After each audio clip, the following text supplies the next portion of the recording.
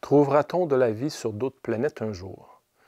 Rien n'est moins sûr. Toutefois, sur Terre, tu peux être certain qu'il y a de la vie à peu près partout. Des glaces de l'Antarctique, au désert du Sahara, en passant par les fosses abyssales des océans. On retrouve des insectes, des plantes ou même des animaux qui y vivent depuis des générations.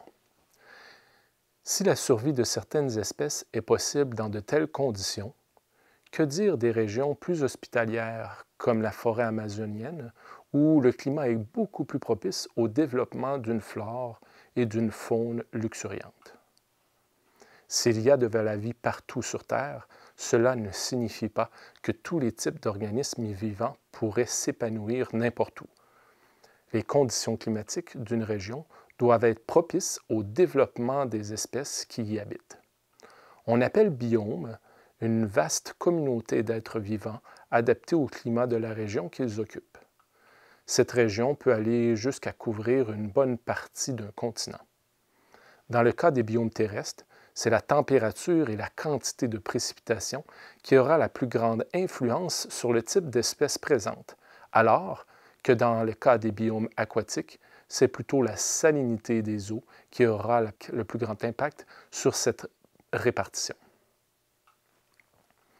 Le Québec couvre un très vaste territoire, mais il n'est constitué que de 3 biomes terrestres, la taïga, la toundra et la forêt tempérée. La taïga, ou forêt boréale, couvre la majeure partie du territoire, caractérisée par ses hivers froids et longs, ses étés chauds et courts, et ses forêts surtout constituées de conifères. Elle est surtout peuplée de rongeurs comme le castor, d'herbivores comme l'orignal ou le caribou, et de carnivores comme le renard, le loup et l'ours. Plus au nord, on retrouve la toundra, un milieu plus froid où la végétation est moins abondante. Quelques arbres rabougris entourés de lichens couvrent le sol, que foulent des animaux adaptés au froid, comme l'ours polaire ou le renard arctique, ou d'autres qui viennent seulement pour la reproduction, comme le harfang des neiges.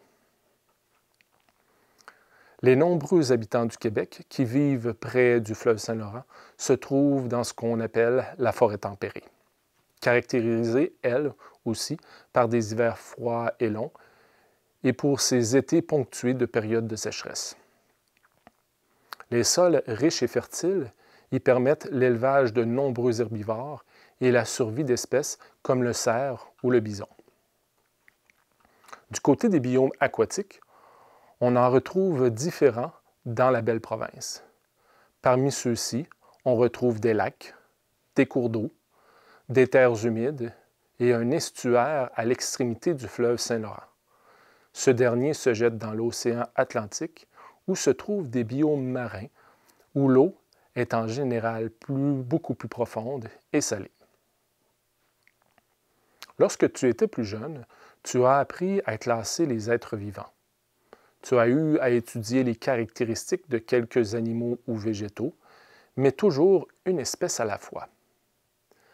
Afin de comprendre pourquoi certaines d'entre elles sont menacées ou sont carrément disparues, alors que d'autres s'adaptent ou deviennent envahissantes, il faut avoir une vision plus globale de ce qui les caractérise.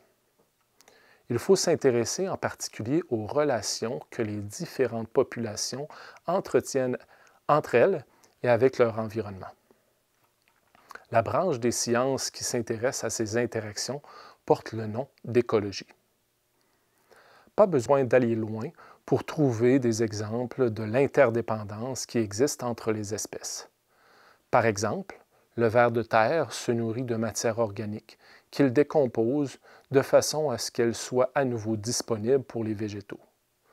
De plus, les tunnels qu'il creuse aèrent le sol, ce qui favorise le développement des graines et des racines, sans compter qu'ils sont eux-mêmes un aliment de choix pour plusieurs animaux.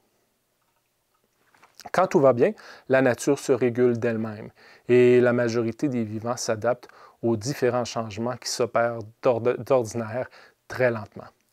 Néanmoins, il arrive que des perturbations beaucoup plus importantes viennent mettre en péril la survie de certaines populations, voire d'espèces entières. Si les feux de forêt, les inondations ou les épisodes de sécheresse peuvent avoir des conséquences fâcheuses, que dire de la fonte accélérée des banquises qui prive l'ours blanc de la majeure partie de son habitat naturel?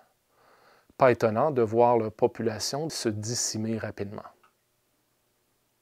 Des gestes posés par les humains peuvent perturber la biodiversité. Le dichlorodiphényltrichloroéthane, ou DDT, par exemple, est un pesticide qui était autrefois largement utilisé, mais qui a été interdit dans plusieurs pays après qu'il fut démontré qu'il s'accumulait dans les tissus des vivants et pouvait compromettre la survie d'espèces comme le pigargue à tête blanche.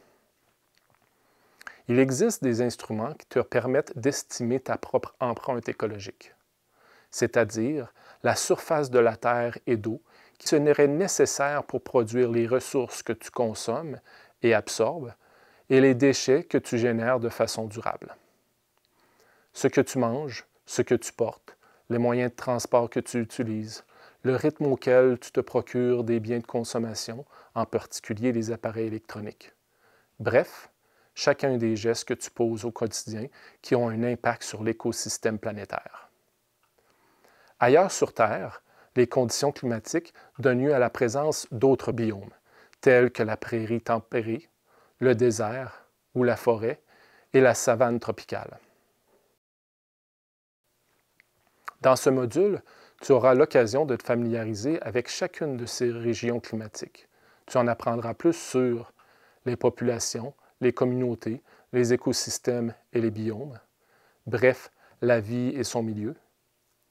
Et il serait question de la notion de contamination des écosystèmes et de notre empreinte écologique. Mais avant d'en arriver là, un test diagnostique.